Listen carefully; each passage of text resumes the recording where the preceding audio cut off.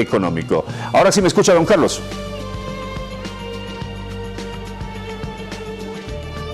Muy bien, vamos a tener un ajuste en nuestro sistema técnico para la conexión de audio, para que tengamos precisamente el feedback correspondiente con nuestro invitado. En esta recta final de Jaque Mate, con don Carlos Mesa, candidato presidencial, que ha dicho, entre otras cosas, algo muy importante sobre el gobierno de transición y del peso económico que va a tener que llevar adelante el próximo gobierno efectivamente. Si ya nos escucha don Carlos, una vez más, buenas noches. Después de esta situación de emergencia sanitaria, ¿usted cree que vamos a tener urgencias económicas con el próximo gobierno? Buenas noches, adelante.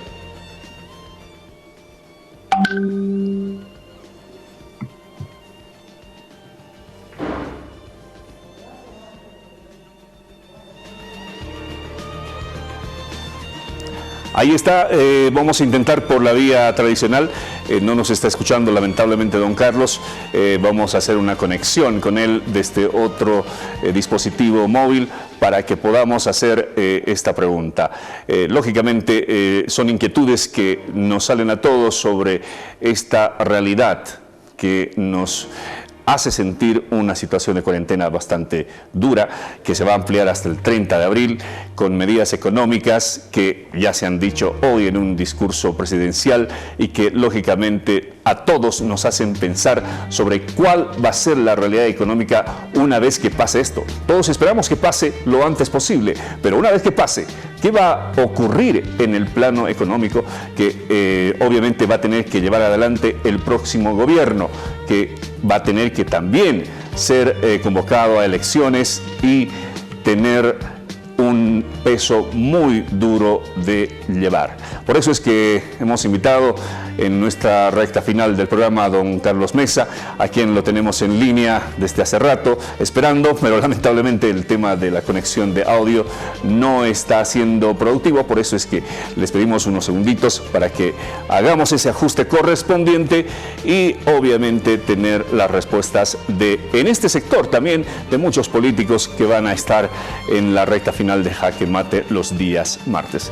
Reiteramos que a propósito de las personas que siguen llamando a nuestra línea del 244-3413, todos los martes tendremos el staff de profesionales multidisciplinarios del Comité Operativo de Emergencia que van a estar respondiendo las inquietudes de todos ustedes en directo, así como lo hemos hecho, media hora maratónica de preguntas y respuestas con profesionales específicos en cada una de las materias.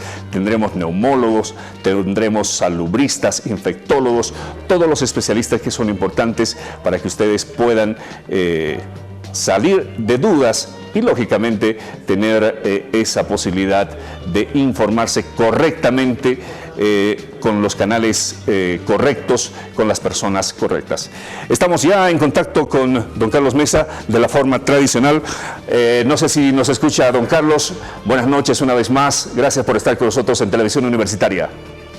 Buenas noches. Simplemente para estar claro, ¿ustedes me están viendo y me están escuchando a través del video? Sí, perfectamente, ahora sí, lo escuchemos. Muy bien. Bueno. Adelante entonces, muy buenas noches. Buenas noches, y la primera pregunta es el tema económico. Después de esto, que para muchos es un shock sanitario en el tema de la salud, ¿viene un shock económico, cree usted? ¿Es un peso para el próximo gobierno? Sí, sin ninguna duda. Estamos viviendo una situación dramática, no solamente en Bolivia, sino en el mundo entero.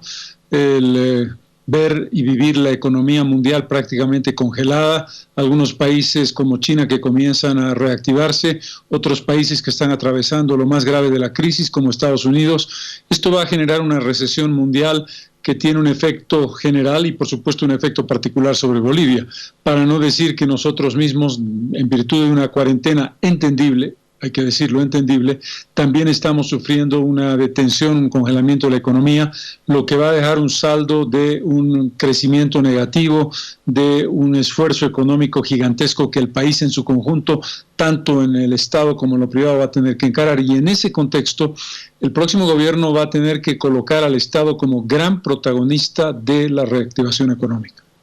Es decir, esto difícilmente lo va a poder llevar adelante un gobierno de transición, ¿cree usted?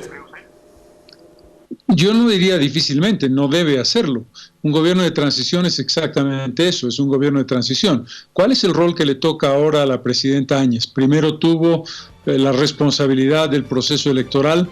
Ella decidió mezclar las dos cosas, la candidatura y la administración del proceso electoral, pero bien, se le prolongó el mandato por un tiempo en virtud de esa situación. Ahora enfrentamos, y ella enfrenta como presidenta a la cabeza del gobierno, la crisis del coronavirus. Eso probablemente amplíe también un tiempo más su periodo de transición, pero lo lógico es que después de superada la crisis del coronavirus pasemos inmediatamente a una transición política para una elección definitiva de un gobierno para los próximos 5 años. El gobierno de los próximos 5 años, ¿qué requisito sine qua non debería tener? Me animo a decirle algo, quizás el tema del Parlamento para que pueda ir hacia adelante sin ninguna traba. Más que eso, yo diría que eso es insuficiente. Es obvio que quien gane la elección debe conseguir como base de su trabajo él con la mayoría parlamentaria. Pero nosotros lo hemos propuesto, lo he propuesto yo hace un par de días en un documento que he llamado El Día Después. Yo creo en particular que el presidente o la presidenta tiene que garantizar y comprometerse a presidir un gobierno de unidad nacional que incorpore como parte de su estructura a las fuerzas políticas más relevantes del país que hayan tenido votaciones significativas. Segundo, ese gobierno de unidad nacional no puede ser simplemente nominal, tiene que ser un gobierno real de unidad nacional. Para ello hay que firmar un pacto nacional en el sector político, en el sector económico y en el sector social. ¿Sobre qué base? Sobre políticas de Estado que deben estar por encima de políticas de gobierno. Esas políticas de Estado, cuyo objetivo es reactivar la economía y el funcionamiento del país, tienen que ser parte central del gobierno y del compromiso del conjunto de la sociedad boliviana de poner unidos el esfuerzo para llevar adelante el resultado que sea derrotar la recesión económica y la crisis económica que se nos viene. Bueno, don Carlos, usted ha dicho políticas de Estado que estén por encima de intereses políticos o de intereses incluso personales de gente que está participando en la política. Con todo lo que usted ha podido ver desde el pasado 20 de octubre, la situación de las candidaturas, las alianzas y todo aquello, ¿usted cree que estamos en un terreno de madurez política para precisamente encarar positivamente eso que usted acaba de decir? La respuesta es muy clara. Tiene que ver con la lección histórica que estamos enfrentando. Es decir, esta crisis del coronavirus, que es una de las situaciones más dramáticas de la historia del país, es el equivalente a una guerra, es el equivalente a haber pasado una conflagración. El enemigo invisible es el coronavirus, es la pandemia que tenemos que superar, y lo que vendrá es una posguerra. Y cuando tú has vivido una situación de guerra tan dramática como la que estamos viviendo y la has logrado superar, tienes que haber aprendido la lección. Yo diría que la crisis que generó con gran irresponsabilidad el fraude electoral de Evo Morales planteó un espacio político de crisis, precisamente en este gobierno interino que le ha tocado enfrentar además este momento tan difícil. Debemos aprenderlo, y debemos aprender quiere decir lo siguiente, que no es el mismo escenario el que teníamos antes del coronavirus, político, electoral me refiero, que el que vamos a tener después. Y eso nos obliga, por supuesto, a actuar con responsabilidad de carácter histórico, desde luego. Carlos, en este escenario bastante optimista que quisiéramos todos que se pinte después del coronavirus, en unas nuevas elecciones, en un nuevo gobierno, va a estar, quierase o no, como protagonista, no sé si principal, pero por lo menos en esas principales iniciativas, el partido del expresidente Morales, el MAS. ¿Cómo debería encararse, primero, desde la alianza y segundo, desde la ciudadanía, este protagonismo que no quiere perder el partido del expresidente Morales? Primero, tenemos que esperar el resultado de la elección. ¿Esto qué quiere decir? Quiere decir que una vez que hayamos superado este momento y que esté claro que ha sido derrotado el coronavirus de una manera objetiva, no de una manera subjetiva, cuando digo objetiva, que las cifras de contagios hayan reducido completamente y que podamos decir que hemos salido de esa crisis de salud, inmediatamente tiene que llevarse adelante un proceso electoral.